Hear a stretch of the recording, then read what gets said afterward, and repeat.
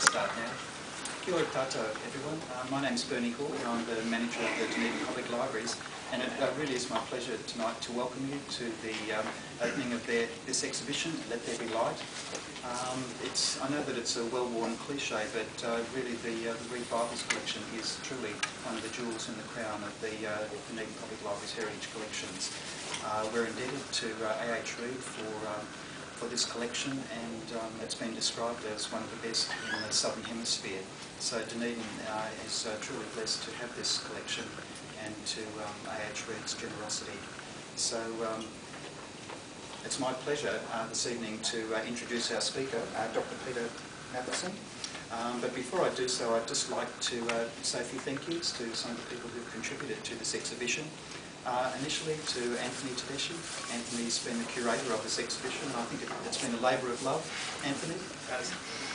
So really, as you will get to see the exhibition a little bit later on, you'll see the fruit of that work that Anthony has been undertaking over the last couple of months. I'd also like to thank Kathleen McCarthy and the team from the bindery. They very carefully prepare all the mounts, make sure that the items are well preserved during the time of their exhibition, and really ensure that those materials are here for future generations. So we thank Kathleen and her team. And I'd particularly like to thank Annalise Douglas. Annalise is our graphic designer, and as usual the quality of the graphics are exceptional, and Annalise does an excellent job with this work. So thank you, Annalise, for that. So Dr. Matheson, we thank you sincerely for taking the time to speak to us this evening. Just a little bit of Peter's background. Peter is Emeritus Professor of Church History at Knox Theological College in Dunedin, and has had a distinguished teaching career in Scotland, New Zealand and Australia, and has published extensively on both European Reformation and on 20th century church history in both Europe and New Zealand. Quite an impressive background. Dr. Matheson's work was honoured by former colleagues and students in a collection of essays called Reforming the Reformation, essays in honour of Principal Peter Matheson. We could have few more appropriate speakers for our exhibition this evening. So I welcome you, Peter, and I look forward to your address. Thank you, Ben. Thank you. Well, it's a very pleasant task for me tonight to introduce this exhibition and the very fine catalogue that goes with it. As you know, I think it has a dual purpose, this exhibition, to honour A.H. Reid himself, and as a wee proleptic look into next year to the 400th anniversary of the King James Version, the Authorised Version. So we're looking forward to that. I want mainly to talk about Reid himself, who sits there behind us keeping an eye on me and seeing I get it right. A.H. Reid, as he was generally known, was a living legend already in his own time. Everything about him was somewhat Texan. Take his longevity. He was made a Knight of the Realm at the age of 98.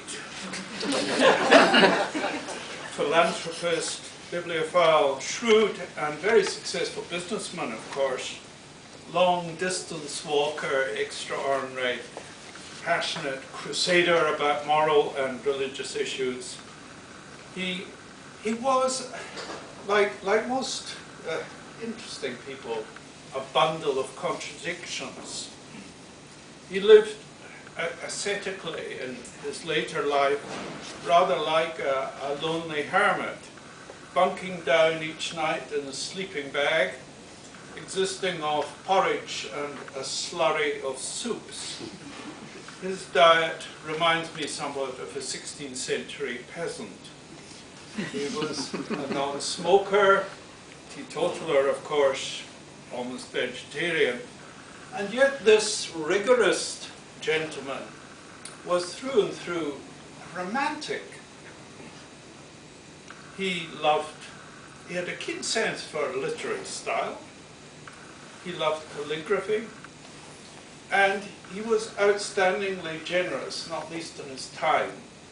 In his old age, he used to visit children's homes and what he described as the old folk, usually about 20 years younger, at the Parkside Geriatric Hospital.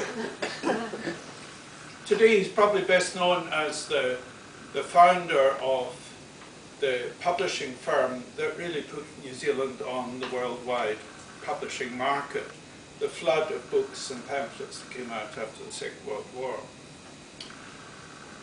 Emphatically no academic. He was a popularizer, a benign optimist about this great little country, a crusader and educator. And I think his genius was precisely that he managed to catch the attention of middle New Zealand, middle-brow New Zealand, which makes it particularly difficult, to be fair to him today, because we have moved on.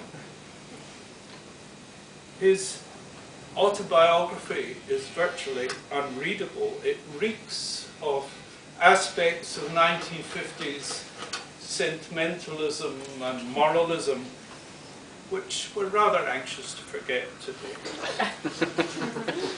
So his unquestioned verities are no longer our own.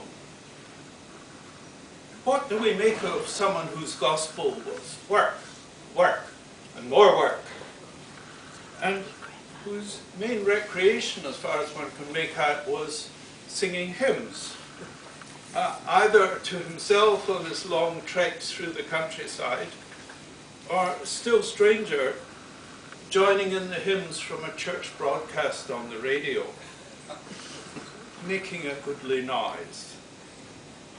His world is another world, indeed, from ours today. So he's a bundle of contradictions, very private man with an eminently public life, an austere man who loved laughter and got on with all varieties of humanity, who lavished money on rare books, and not so much for his own delight, but for the sake of the people of New Zealand, and particularly for Dunedin. So again and again, reading him, you hear of his delight that here we have the only copy in Dunedin of this manuscript or that manuscript in the whole of New Zealand, or perhaps in the whole of the Southern Hemisphere. So he's that strange beast and enthusiast. And in his pre-computer times, he had a remarkably good eye for a bargain or an important purchase to be made in London in the Sotheby's catalogue. He was well ahead of his time in this, and bought books we could never begin to hope to be able to buy today. So our collection is extraordinary today. And he wanted to change people's horizons. He wanted to share his excitement. He kept talking about the romance of the history of the Bible, so with ordinary folk, with his next door neighbors, so to speak. So his own description of this Bible collection, of which we see a good part here, the story of the English Bible, which came out in 1958. It first appeared as articles in the Evening Star. So he is this sort of publicist. He wanted ordinary people to see and feel and touch this history. Get in touch with Charles Dickens or Samuel Johnson, and above all, the Bible. And to the horror of some people in this room, he was even able and determined and sometimes not successful in slicing books up so they could be distributed more generally around the countryside. Why his overweening concern with the Bible? Well, this man from Baptist background who ended up as a Presbyterian, but basically was a Methodist, saw the Bible from a remarkably wide cultural perspective. As a publisher, he was fascinated by its physical form, the transition from frail, reed-derived papyri form to the vellum manuscripts of the Middle Ages, to the Gutenberg revolution in the 15th century, all paving the way to the English Bible.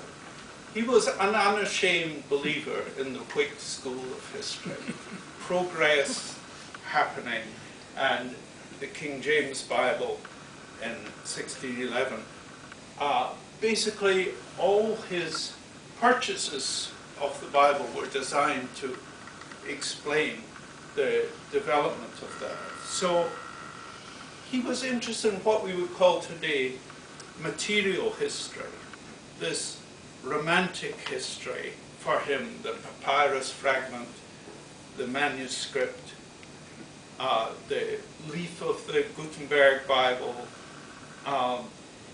and his acquisition of the Great Bible, the Matthew's Bible, the 1560 first edition of the Geneva Bible, Bishop's Bible, the Catholic Douay, Reims version, all were intended to enable us visually to see how the King James Bible developed. So there's this interest in the material history of the Bible. There's an interest in the translation, the skill of the translators, and he saw it also as an extraordinarily costly thing in terms of the martyrdom of folk like Tyndale and Rogers as bringing this Bible to pass. So I suppose what he was trying to do in making this collection was make us aware of ourselves in the middle of the last century as the people of the book. He was aware of the Bible as the most widely circulated book, translated in every conceivable language. He was aware of its contribution to art, architecture, music, and, of course, literature. And finally, as a deeply religious person himself, he saw the Bible as offering us purpose in life and courage in death. So for him, the Bible, Holy Scripture, was a mix of the material, the intellectual, the spiritual.